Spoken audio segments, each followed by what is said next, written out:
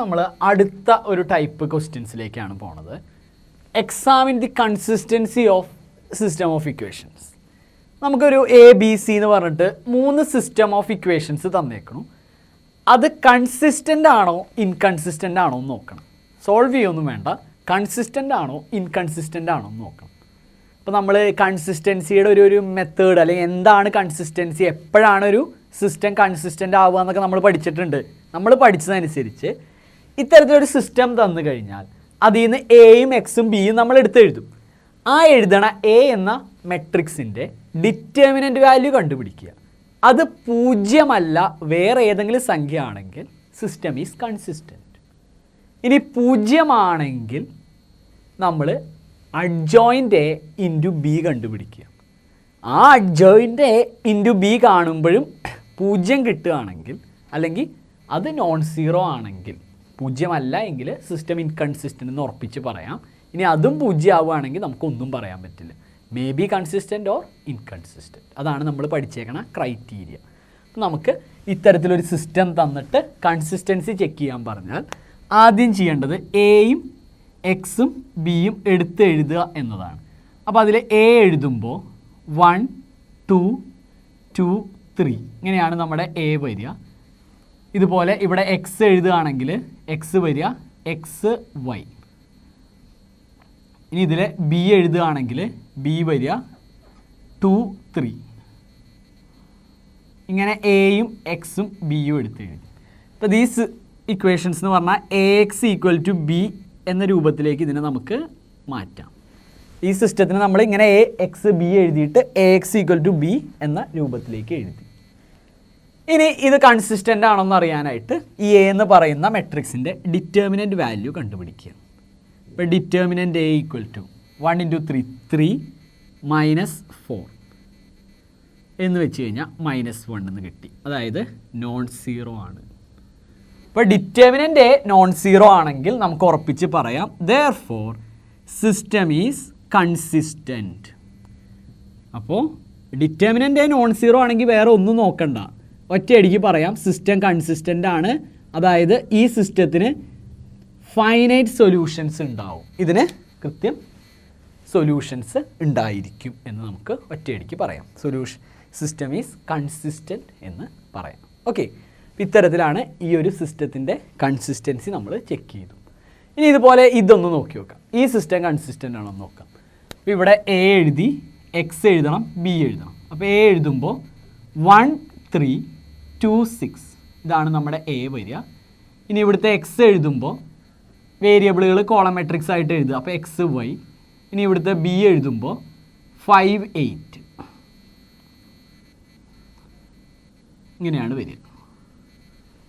ആദ്യം തന്നെ determinant A കണ്ടുപിടിക്കാം. ഡിറ്റർമിനൻ്റ് എ കാണുമ്പോൾ 1 × 6 6 -2 × 3 6 - 6 0 എന്ന് കിട്ടി. എന്ന് വെച്ചാൽ നമുക്ക് തന്നിരിക്കുന്ന മെട്രിക്സ് സിംഗുലർ ആണ്. ഇനി ഇത് കൺസിസ്റ്റൻ്റ് ആണോ അല്ലയോ എന്ന് ചെക്ക് ചെയ്യാനായിട്ട് അടുത്ത രീതിയിലേക്ക് പോകണം. അപ്പോൾ ഡിറ്റർമിനൻ്റ് എ 0 ആണെങ്കിൽ നമ്മൾ അടുത്ത സ്റ്റെപ്പിൽ അഡ്ജോയിൻ്റ് എ ഇൻറ്റു ബി കാണാൻ പോകും. അഡ്ജോയിൻ്റ് എ ഇൻറ്റു ബി കാണാനായിട്ട് പോകും. അപ്പോൾ adjoint A into B equal to ഇതിൻ്റെ അഡ്ജോയിൻ്റ് എന്ന് പറഞ്ഞാൽ നമുക്കറിയാം 2/2 മെട്രിക്സ് ആണ്. അഡ്ജോയിൻ്റ് എഴുതാനായിട്ട് ഡയഗണൽ എൻട്രീസ് പരസ്പരം തിരിക്കുക. അപ്പോൾ ഇവിടെ 6 1.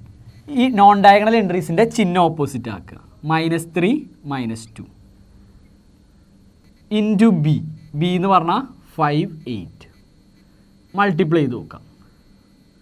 അപ്പോൾ മൾട്ടിപ്ലൈ ചെയ്യുമ്പോൾ ഫസ്റ്റ് റോ കൊണ്ട് ഈ കോളത്തിന് 6 × 5 30 പ്ലസ് -10 6 × 5 30 പ്ലസ് -3 × 8 -3 × 8 എന്ന് പറഞ്ഞാൽ -24.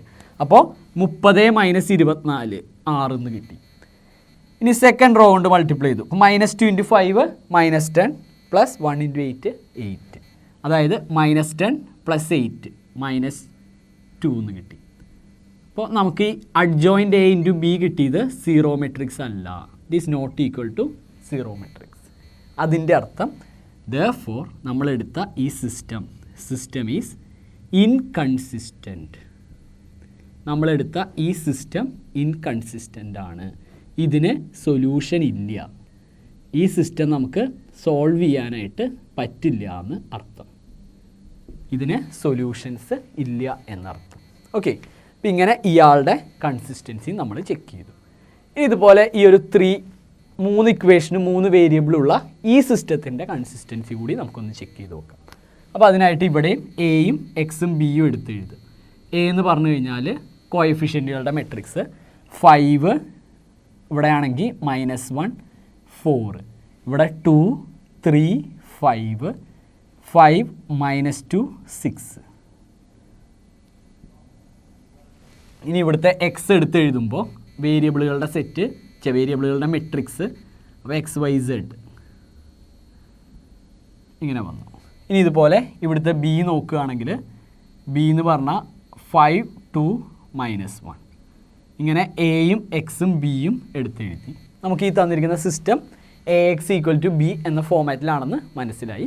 ഇനി ഇത് കൺസിസ്റ്റൻ്റ് ആണോ എന്നറിയാൻ ഫസ്റ്റ് തന്നെ എ എന്ന് പറയുന്ന മെട്രിക്സിൻ്റെ ഡിറ്റർമിനൻ്റ് വാല്യൂ കണ്ടുപിടിക്കാം. അപ്പോൾ നമുക്ക് ഡിറ്റർമിനൻ്റ് എ ആദ്യം കണ്ടുപിടിക്കാം. അപ്പോൾ ഡിറ്റർമിനൻ്റ് എ കാണുമ്പോൾ 5 എടുത്തു, അത് ഉൾപ്പെടുന്ന റോയും കോളവും കളയുക. ഇവിടെ എടുക്കുമ്പോൾ 3 × 6 18 -10, അതായത് 18 -10 എന്ന് പറഞ്ഞാൽ 28, മൈനസ് ഈ -1 എടുത്തു, അത് ഉൾപ്പെടുന്ന റോയും കോളവും കളയുക. ഈ റോയും ഈ കോളവും പോയി. 2 × 6 12 -5 × 5 25, 12 - 25 എന്ന് പറഞ്ഞാൽ -13 പ്ലസ് അടുത്തത് നമുക്ക് 4 എടുത്തു, 4 ഇൻറ്റു അത് ഉൾപ്പെടുന്ന റോയും കോളവും കളയുക. 2 × -2 -4 -15 -19 എന്ന് കിട്ടി. നേരെ 5 × 28 140. ഇവിടെ ഇത് മൈനസും +1 ആയി. 1 × -13 -13, 4 × -19 -76. അപ്പോൾ 140 -89 എന്ന് കിട്ടി, അതായത് 51 എന്ന് വന്നു. അപ്പോൾ ഈ കിട്ടിയ ഉത്തരം it is not equal to 0. നമുക്ക് കിട്ടിയ ഡിറ്റർമിനൻ്റ് വാല്യൂ 0 അല്ല, നോൺ 0 ആണ്. അതിൻ്റെ അർത്ഥം എ എന്ന് പറയുന്ന ഈ മെട്രിക്സ് നോൺ സിംഗുലർ ആണ്. So this system is consistent. Determinant A non 0 ആണെങ്കിൽ വേറെ ഒന്നും ചിന്തിക്കേണ്ട, സിസ്റ്റം ഈസ് കൺസിസ്റ്റൻറ്റ്. നമുക്ക് തന്നിരിക്കുന്ന സിസ്റ്റം കൺസിസ്റ്റൻ്റ് ആണ്.